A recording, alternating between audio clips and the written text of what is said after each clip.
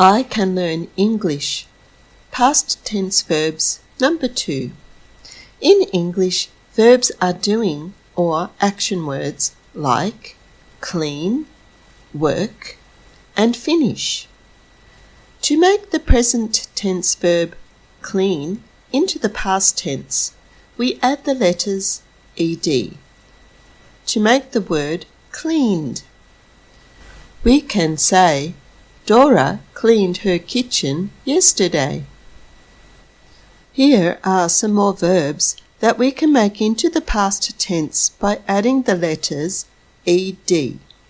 These are called regular verbs.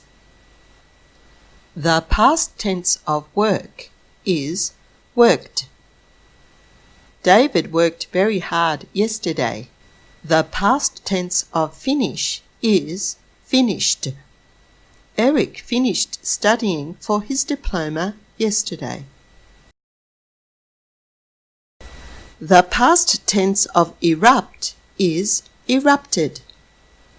The volcano erupted yesterday.